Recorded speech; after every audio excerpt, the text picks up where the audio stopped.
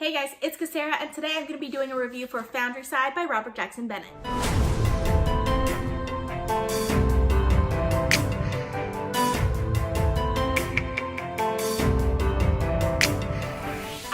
This book with high hopes. This is a nominee for BookTube SFF Award for Best Fantasy of 2018. So many people who talk about this book really love it. They really love this book. So this was a 5-star prediction for me because I figured I would really like it.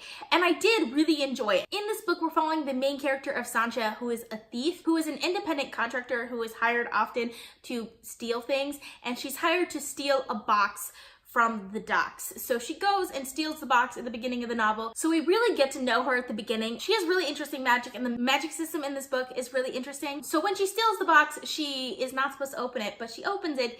And when she opens it, it kind of takes her on this kind of interesting adventure when she opens the box and finds what's inside of it. And I really enjoyed reading it. I ended up giving it 4.5 stars. So it didn't quite make 5 stars for me, but it was definitely 4.5 stars. I'm gonna first talk about all of the elements of the books in a non-spoilery way. And then at the very end, I'm gonna have a little section where I talk some spoilers with you guys. So first I wanna talk about characters. So the main character, Sancha, I absolutely love her. She's so interesting. I love following her point of view, and it's so realistic because she has a very abusive past. What happened to her in the past was very abusive, and she hasn't really grown out of that in a good way. She still has her mind, she can still think and be independent and do things, but at the same time, she doesn't trust people easily, and which is understandable, and it's realistic, and it's really interesting. She doesn't have a lot of friends, but the friends that she does have, they're close friends. The rest of the characters, though, I didn't really like that much. The second point of view character is Gregor, and he's kind of an idealist because he wants to bring order to society in a way that the rich people in this world can be held accountable for their actions, but he is also one of those rich people. So it's hard for me to like him, but even so, his character, which has strong motivations, kind of fell a little flat for me. I love where his character went and what happened with him. I saw it coming, but I like where it went, but I wanted more from him. I wanted to love him as a character before everything happened. I'll talk more about him in the spoilery section. I didn't really care for any of the other characters though. They were just kind of there for me. There were some of Sanchia's friends who were scrappers, who were poorer, but they can still do the magic system, which is really interested in here. And then there was Orso and Bernice, who were hired by one of the merchant houses, which is really interesting also. So, but at the same time, I didn't really care for them. There was some good potential for those characters. Orso has a really interesting, almost romantic relationship.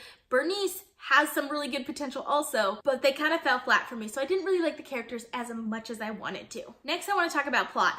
I really like the plot of this novel. This plot of this novel is really interesting. There's some really great plot twists in this. The only thing about the plot that I would want to do differently is I would want some more point of views. That's kind of a weird thing. I'm one of those people that likes multiple point of views, but there are some point of views that I feel like we really missed out on that could have been really great, but we were stuck in Sancha and Gregor and Orso and Bernice. Other than Sancha and Gregor, which I actually did really like, I didn't really care for the other ones. So, but there were other plots and other characters that I feel like would have been a really great point of views that we could have gotten, and we didn't. But the plot is just so good throughout the entire thing. Such an interesting plot. It has great pacing. Love the pacing, and was such a fun book to read. Then we have to talk about world building. World building, I absolutely loved in this book. I really loved kind of the attention to detail that he had. It wasn't a lot of world building. It was one city, one culture, one people. But at the same time, it was pretty well developed for the one city that it was in. And it went down.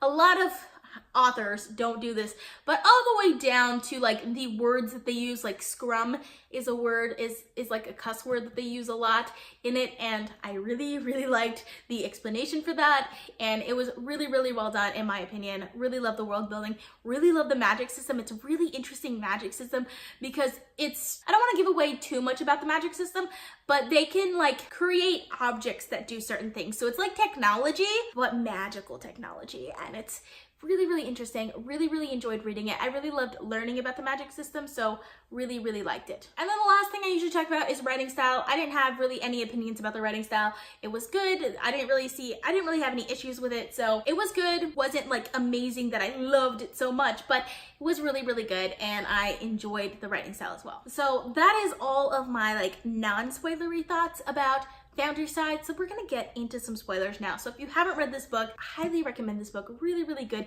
Also, if you like the Mistborn trilogy, I feel like you would like this book.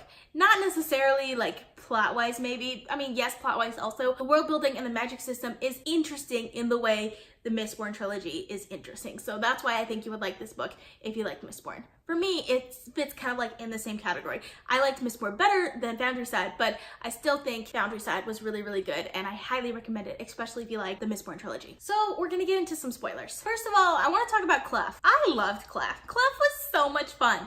I mean, like, he's a key, obviously, but he was like one of my favorite characters. Like, he was the driving force for me in this book, and I'm really sad about what happened to him. Like, I loved him so much, and I didn't want him to die. I mean, I guess he couldn't really die because he wasn't dieable, if that makes sense. He could, yeah. Anyways, my point is, really loved him. The character whose point of view that I really wanted was Estelle. I feel like she would have had such great point of view. I don't know what it is, but I love antagonists. Like, I absolutely love antagonists. And she is one of those antagonists where like they were a good person that went bad.